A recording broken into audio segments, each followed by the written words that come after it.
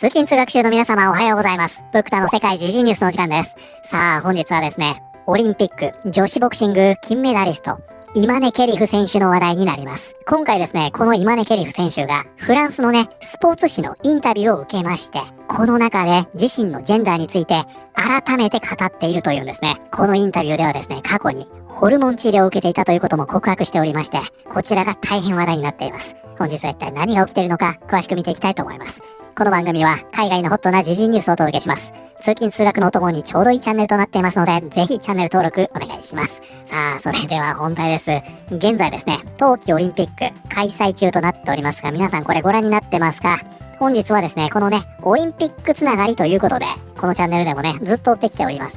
パリ五輪でね、大変物議を醸しました。女子ボクサー、イマネ・ケリフ選手の話題になります。で、今回ですね、こちらのメディアでインタビューを受けておりまして、で、この話題はですね、ちょうどですね、プクタが X で収益停止になりましたと言ったこの日ですね、まさにこの当日に出てきた話題となっておりまして、少し前になるんですけどね、このチャンネルでもずっと追ってきてるトピックなので、今回改めてね、動画にしておこうと思います。多分知らない方も多いでしょう。ちょっと今日詳しく見ていきますね。アルジェリアのオリンピックボクサー、イマネ・ケリフが男性染色体を持っていることを for the first time 認める。ということで早速ですが、こちらですね。for the first time とあります。こちらが本日のキーワードになります。First time。何かを初めてすること、または初めて経験すること。ということで今回ですね、ポイントなのはこちらですね。まさにね、この説明の方にあるんですが、for the first time。こういった言い回しなんですね。で、これは初めてという意味になります。なんですが、これね、非常にね、英語の独特な言い回しとなっておりまして、この for the first time。もうこれはね、もう全部セットで覚えちゃっていいと思うんですが、この後ろに、例えばね、in a long time とか in a while。このようなね、期間、ある時点からある時点までのこの期間ですね。これがつくと、この中で初めてという言い方になるんですよ。つまり、その人の人生の中で初めてではなくって、その人の人生の中のここからここまでの期間の中で初めて。つまりこの期間が in a long time。非常に長い期間となると、久しぶりという意味になるんですね。わかります？これ独特な表現でしょ。このワード自体はものすごくよく使うので、これね、頭に入れておくといいんじゃないかなと思います。で、このワードですね。こちらです。For the first time in forever。こういった曲があるんですね。これね、永遠の中の初めてと、このようになるんですが、つまり、生まれて初めてになるということですね。これに関してはね、一般的に使う表現ではないんですが、あくまでもこれ歌なんでね。なので日本の方でね、for the first time と聞くと、このアナ雪の曲を思い起こす方は多いんじゃないかなと思います。これ以前も少しお話ししましたが、このね、ディズニーの音楽って、めちゃくちゃ英語の勉強になります。でしかもね、どれも発音が本当に綺麗なんですね。なので、特にお子さんですね、いらっしゃる方、ディズニーの映画を見せるときは、英語で見せるといいですよ。もう子供の頃から洋楽を聴いて育ってきた人と、そうでない人、多分ね、英語の習得スピード全然違うと思います。英語っていうのはね、そもそも連音といって、非常に音楽的な言語でしょ。字幕でね、見せてあげるといいんじゃないかなと思います。これもね、以前お話ししましたが、英語というのは、聞き取ることができても話すことはできないんですが、話すことができれば聞き取ることができるんですよ。で、歌ってね、一緒に口ずさむでしょ。もう本当にね、ディズニーの音楽って、英語の教材としては最高なので、発音も綺麗なんでね、ぜひね、英語で聞く習慣を身につけていただきたい。ということで、こちらね、for the first time というのは初めて。そしてこの後に期間がつきますと、この中で初めてという意味になります。ということでこちらは、アルジェリアのオリンピックボクサー、イマネ・ケリフが男性染色体を持っていることを初めて認める。ちょっとね、この男性染色体については後ほど詳しく見ていきますね。アルジェリアのボクサー、イマネ・ケリフは自身が Y 染色体を持っていることを認めた。フランスのスポーツメディア、レキップとの新たなインタビューで、ケリフはテストステロン値が高いということも認めており、医師の監督の下で医学的にそれを抑制してきたと語っている。ということで今回ね、このイマネ・ケリフ選手が Y 染色体を持っていることを認めたと、つまりは男性の染色体ですね。これを認めたと言っているんですね。で、これね、直接 Y 染色体と言ってるわけではないようなので、後ほど詳しく見ます。で、ここで出てきましたレキップというメディアがこちらです。これ1946年に設立されたフランス全土で発行されているスポーツ紙ですね。このメディアで今回インタビューを受けましたと。ただこの記事がですね、ちょっとね、有料記事になりますので、その他ね、関連記事たくさん出ているんですが、今回こちらですね、ルモンドというね、同じくフランスの全国紙です。これ主流メディアなんでね、ちょっとこちらで見ていきたいと思いますが、2024年オリンピックのボクシング王者、イマネ・ケリフは、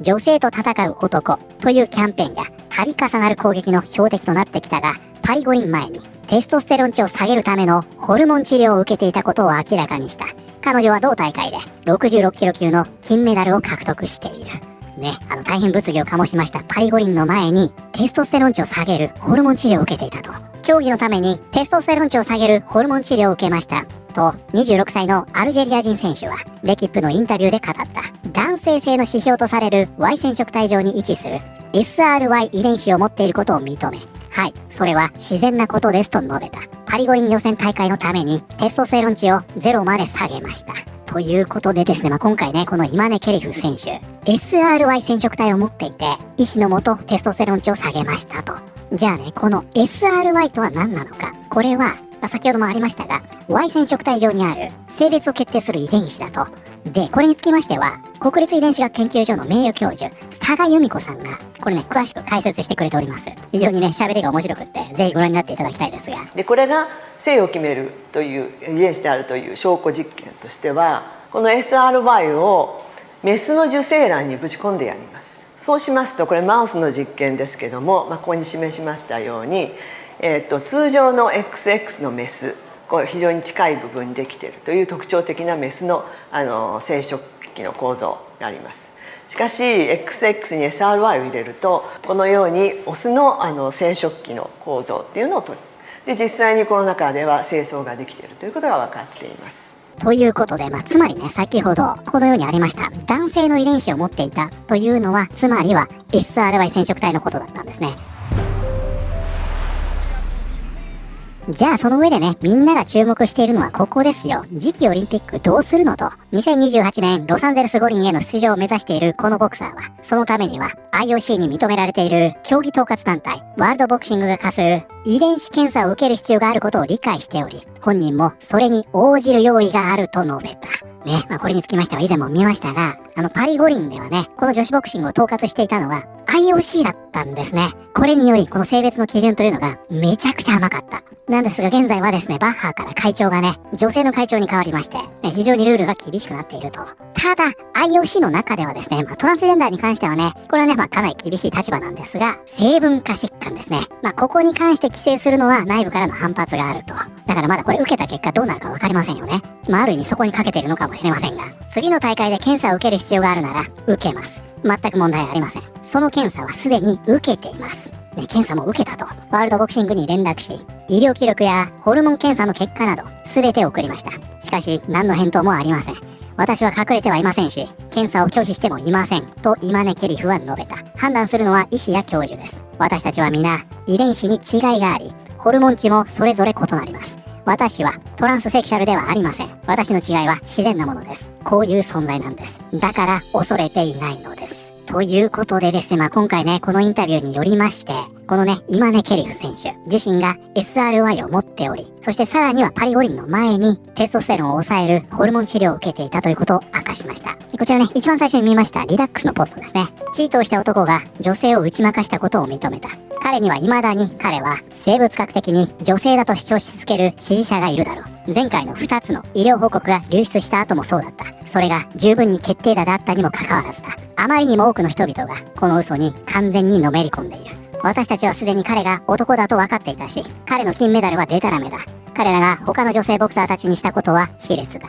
ね、一応ね、新会長も、今回ね、この性別検査に関しては、かなり厳しくすると、こういった姿勢をとっているものの、過去に遡るまではしないと言ってるんですよね。過去に遡ってメダルを剥奪するようなことはしないと。だからちょっとね、このあたりは世論と乖離があるかもしれませんね。少なくともネットでは、過去に遡って剥奪するべきだと、このように言う人が多いんじゃないかなと思います。もしこれが本当に男性だとなったらね、それがね、まさにこちらにありますが、彼は女性を打ち負かして金メダルを獲得した。これを認めたオリンピック委員会を女性たちは訴えるべきだ。だからこの意味でもね、バッハは本当にいいタイミングで辞めましたよね。彼は実際に暴行罪で起訴されるべきだ。彼に打ち負かされた女性の一人が告訴するのをぜひ見てみたい。彼女は女性とボクシングをすることに同意したのであって、嘘をつく男とではない。誰が予想できたでしょうか。という、皮肉ですね。誰も驚かなかった。つまり今では活動家でもトランスジェンダーでもなく、単に誰にも理解されていなかった遺伝子的異常を持つ人だということだ。しかし当時はそう見えるのが当然だったため、女性として育てられた。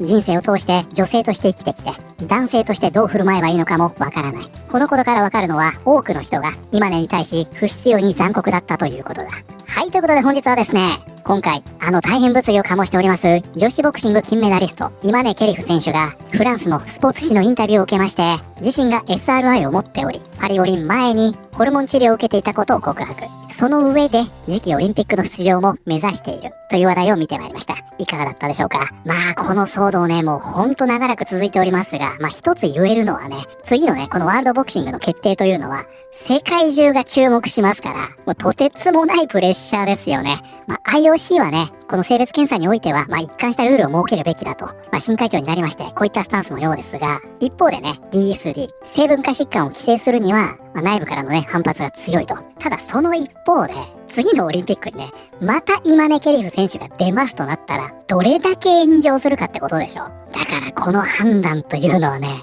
とんでもないプレッシャーなんじゃないかと思いますよ。一応ね、テストステロン値というのはかなり抑えているということなので、そこだけを見るならば、出場は可能ということになるんでしょうね。だから DSD のね、その生まれながらの性別というのをどのように判断していくのか、ここがポイントなんじゃないかなと思いますね。で、この今根ケリフ選手に関しましてはね、先ほど最後のポストでも見ましたが、この人自身がね、ある意味被害者だと、このように見る人もいるし、結局でもね、自分の体だから知ってたんでしょ。なんでそれを申告しなかったんですかと、このように見る人で分かれているというような感じですね。ぜひね、皆さんどのように思われるのか教えていただければと思います。ということで、本日の動画は以上になります。この動画良かったよと思っていただいた方、ぜひチャンネル登録、グッドボタンお願いします。それではまた通勤通学中にお会いしましょう。